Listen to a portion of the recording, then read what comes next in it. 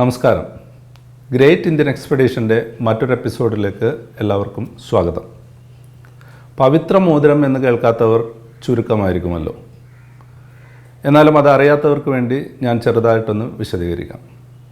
ഹിന്ദുക്കൾ അവരുടെ പൂജാതി കർമ്മങ്ങളെല്ലാം ചെയ്യുമ്പോൾ ദർഭപ്പുല്ലുകൊണ്ട് വളച്ച് കയ്യിലിടുന്ന ഒരു കെട്ടാണ് പവിത്രക്കെട്ട്.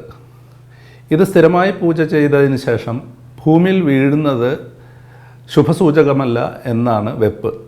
ആയതിനാൽ ഈ പവിത്രക്കെട്ട് സ്വർണത്തിൽ ചെയ്യാൻ തീരുമാനിക്കുകയുണ്ടായി. അങ്ങനെയാണ് പവിത്ര മോതിരം ഉണ്ടാകുന്നത്. ഞാൻ പവിത്ര മോതിരത്തിനെ പറ്റി കേൾക്കുന്നത് 1986 ശേഷമാണ്. കണ്ണൂരിൽ കോളേജിൽ പഠിക്കുന്ന അക്കാലത്ത് മോതിരത്തിൻ്റെ കലാഭംഗിയുണ്ട്. അതിനകത്ത് പവിത്രക്കെട്ടുകളെല്ലാം വളരെ മനോഹരമായിട്ട് ചെയ്തിട്ടുള്ളതാണ്. അതിൽ ആകർഷണപ്പെട്ടാണ് ഞാൻ ഒരു മോതിരം ഓർഡർ ചെയ്യുന്നത്. പക്ഷേ 1.5 വർഷത്തിന് ശേഷമാണ് മോതിരം കയ്യിൽ കിട്ടുന്നത്. ഇതിനർത്ഥം ഒരു പവിത്ര മോതിരം നമ്മൾക്ക് പെട്ടെന്ന് ഓടിച്ചെന്നൊരു ജ്വല്ലറിയിൽ നിന്ന് വാങ്ങാൻ പറ്റുന്ന ഒന്നല്ല എന്നാണ്. പക്ഷേ നാടൊട്ടുക്കെയുള്ള ജ്വല്ലറികളിൽ നിന്നും പയ്യന്നൂർ പവിത്ര മോതിരം വാങ്ങാൻ കിട്ടുകയും ചെയ്യും. ഒരിക്കൽ പവിത്ര മോതിരവും ജ്വല്ലറികളിൽ നിന്ന് വാങ്ങുന്ന മോതിരവും കണ്ടിട്ടുള്ളവർക്ക് ഇതിൻ്റെ അന്തരം വളരെ എളുപ്പത്തിൽ മനസ്സിലാക്കാൻ കഴിയും. ഒരുപാട് വ്രതമെല്ലാം എടുത്ത് പൂജാതി കർമ്മങ്ങളെല്ലാം ചെയ്തിട്ടാണ് പവിത്ര മോതിരം ഉണ്ടാക്കുന്നത്.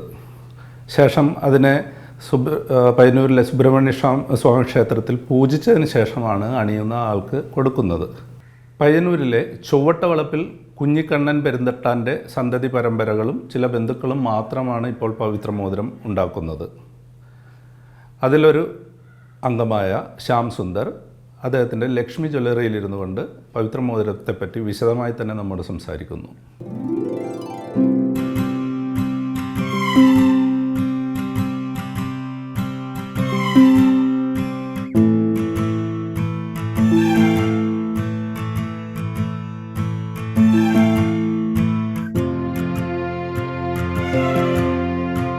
ടിപ്പുവിൻ്റെ പടയോട്ട കാലത്ത് കേരളത്തിലെല്ലാ ഹിന്ദു ക്ഷേത്രങ്ങളും നശിപ്പിക്കപ്പെട്ടു എന്നാണ് പറയപ്പെടുന്നത്.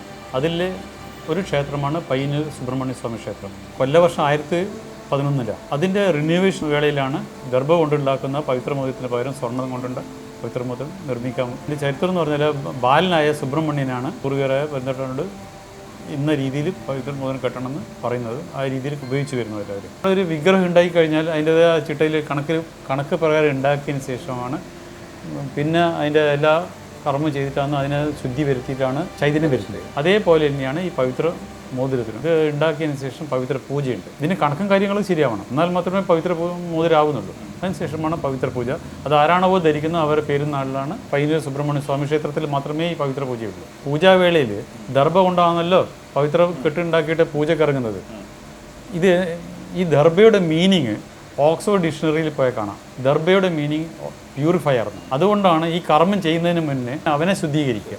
അതുതന്നെയാണ് ഈ സ്വർണത്തിനും വെള്ളിയിലും ഉണ്ടാക്കുന്ന പവിത്ര മോതിരത്തിനും വരുന്നത്. അതുകൊണ്ടാണ് ഇത് ഇട്ടുകൊണ്ട് മത്സ്യമാംസങ്ങൾ ഇത്യാദികൾ കഴിക്കാൻ പാടില്ല എന്ന് പറയുന്നത്. പണ്ടത്തെ കണക്ക് പകരം 101 പണത്തോക്കുമാണ് ഒരു തികഞ്ഞ പവിത്രം. അതായത് ഏകദേശം 38,500. ഏകദേശം ഇന്നത്തെ കണക്ക് 5 പോയിൻ്റ് അടുത്ത് വരും. ആണുങ്ങൾക്ക് പറയുന്ന ഒരു വെയിറ്റ് പ്രിഫർ ചെയ്യുന്ന വെയിറ്റ് 9,650. അതായത് കാൽ പവിത്രം.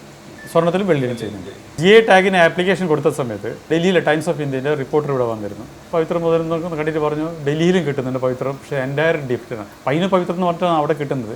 പക്ഷേ ഇവിടുത്തെ ഇപ്പോൾ നേരിട്ട് കണ്ടപ്പോഴാണ് മനസ്സിലാകുന്നത് വ്യത്യാസങ്ങൾ പലതുമുണ്ട്. അതുമാത്രമല്ല വെയിറ്റും ഈ പ്രിഫേർഡ് വെയിറ്റും നിൽക്കുന്നില്ല, വ്യത്യാസമുണ്ട്.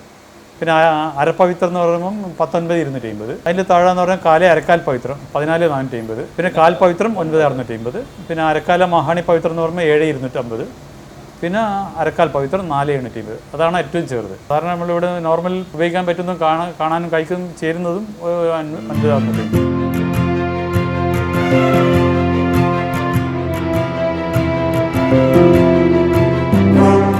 ഗ്രേറ്റ് ഇന്ത്യൻ എക്സ്പെഡീഷൻ്റെ മറ്റൊരു എപ്പിസോഡുമായി വീണ്ടും കാണാം. നന്ദി, നമസ്കാരം.